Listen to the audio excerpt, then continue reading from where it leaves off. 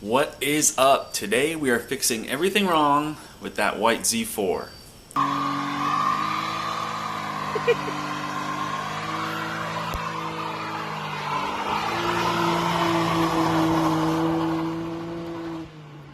Today we're fixing everything wrong with the Z4. We got a couple issues we got to button up since doing swapping in our new engine.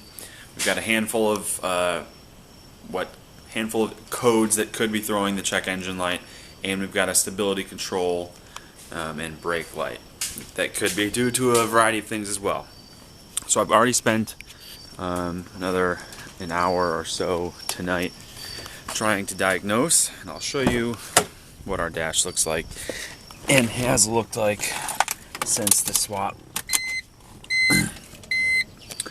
Key on. We'll be left with, well, we got a door ajar, seatbelt, that's because the car's not on, but we got a yellow brake light right here. The EML light's also just because the car's not on, service engine soon, and DCT light. So, DCT light and the brake light are on due to possibly a couple different reasons. Could be wheel speed sensors, could be the traction control module, it could be a steering wheel sensor. You can't get those codes on a typical OBD2 scanner. So I tried to plug in INPA and the BMW standard tools and measure it, but this car was being difficult. I finally got it to connect on INPA and register it, but it was still not communicating with the traction control module and some of the other modules. So I couldn't exactly scan those codes. So those might wait for another day. Maybe we will get underneath the car and try, see if all the wheel speed sensors are plugged in and maybe clean them off, because sometimes it's as simple as that to fix that issue. Otherwise, that's not too big of an issue. We're mainly focused on drivability things because we want to get this thing pretty much sorted, because the plan is to sell it. Hopefully it's not too dark in there. As I mentioned, we're going to sell the car. So we want to get it driving perfect for the new owner. So the one thing that is still an issue, one of the codes we have is it's either a lean code or a super rich code, which could be a couple of things. It could be a vacuum leak, which is very possible since we had the engine out, but I checked everything that's easily accessible in the engine bay and did not find anything to clear it up. Second possible issue is something with the MAF. Either the MAF could be bad, or the connector here is kind of common that these connections, it gets corroded in there or something. It looks clean, but we're going to check that out. I'll see if I can fire the car up here and show you what I'm dealing with at idle. And sometimes when you first fire up the car, it'll hunt for an idle, or it'll kind of act like it's going to die. So we'll fire it up and see if I can replicate that. Sometimes it does it, sometimes it doesn't. Alright, so we're in the car. I'm going to fire it up and see if we get our issue here. So, it's good. We'll see what happens when it idles down. Once it idles down, sometimes it will start to chug. As I mentioned, it'll hunt for an idle. And it doesn't affect it when it's driving. When you're actually driving the car at speed and the RPM's up, it will be totally smooth and fine. But once it gets down to idle, even while you're driving, sometimes it'll hunt and bog. So it's all smooth right now. I did this a little bit ago and it got really bad after I let it sit for, I don't know, a minute. But you can see, engine's cold. We're going to let it go and see if we can find out, because one of the things that we might be able to check in fixing it, if it's this connector or if the MAF is bad, is if it starts hunting and going wacky and trying to die, you can unplug the MAF and it should clear up and run off like whatever the memory in the ECU. So hopefully this issue shows itself now, so we can try to diagnose what's actually wrong. Now it's starting to idle down, so we'll see if it does it. Alright, I walked away for a minute and you can hear it. It's struggling. This is what it did a little bit ago. It's never really been this bad, but the car has sat about, I don't know, 4 or 5 days since I drove it last, but you can see it's hunting pretty bad, and it sounds pretty bad. But you hold the gas and it'll clear up, or give it a rev and it revs smooth and happy. But at idle it sounds like it's gonna die and it's unhappy. It's really unhappy, which is, like I said, is worse than it has been. So we're gonna unplug this.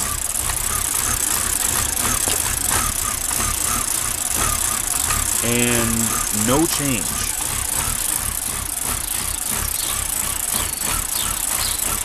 So that means it might not be the MAF or that connector.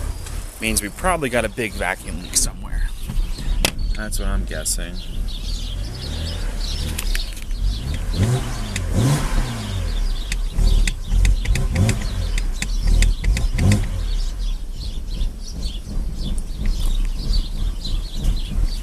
Yeah, it's pretty pissed.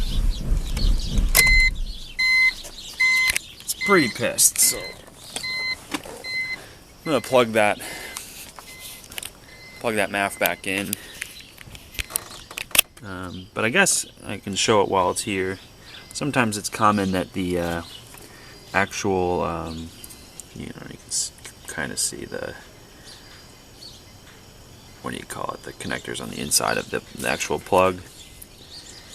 The crimp connections get pushed out of this plug, and sometimes people have said you rewire it and it'll solve this code, but that does not appear to be our issue, because without the MAF plugged in, it did not clear up a bit, as you saw. So now I guess it's time to go back through and look for vacuum leaks.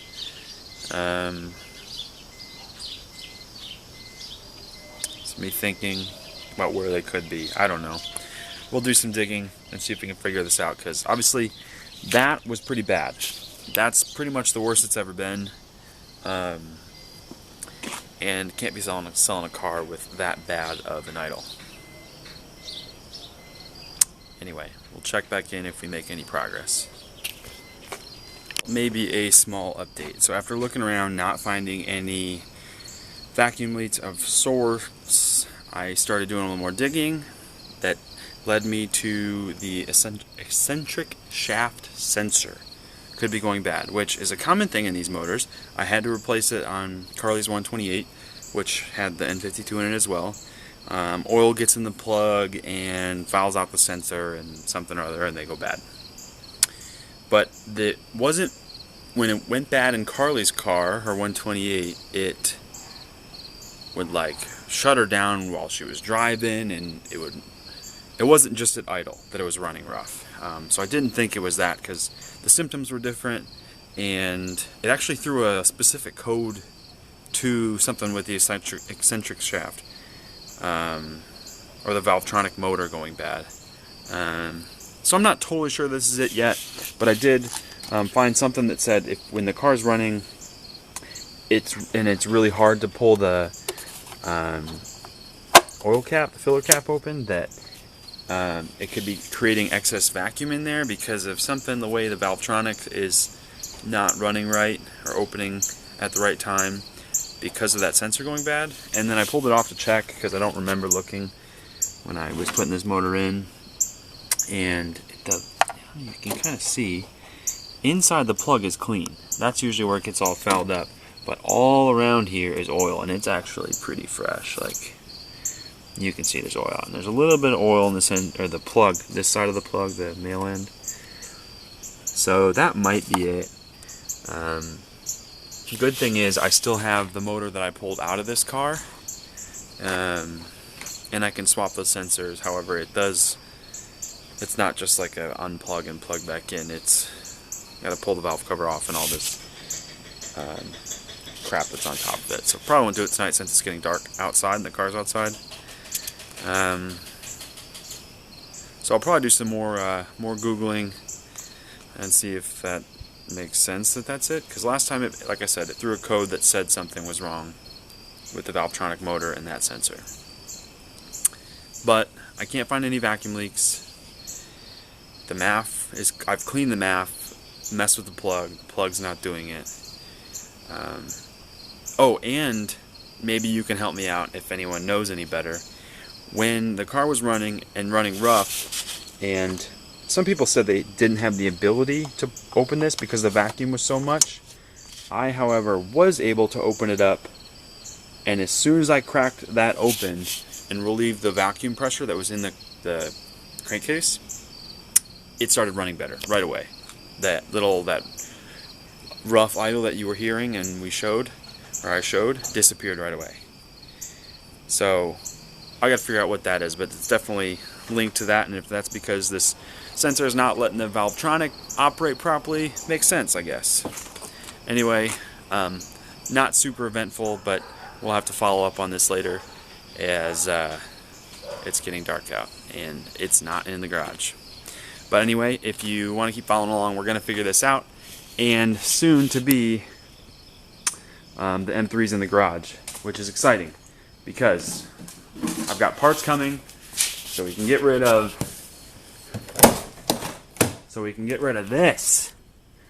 this terrible thing. Got all the manual swap parts coming in the mail. Hopefully ECS ships them.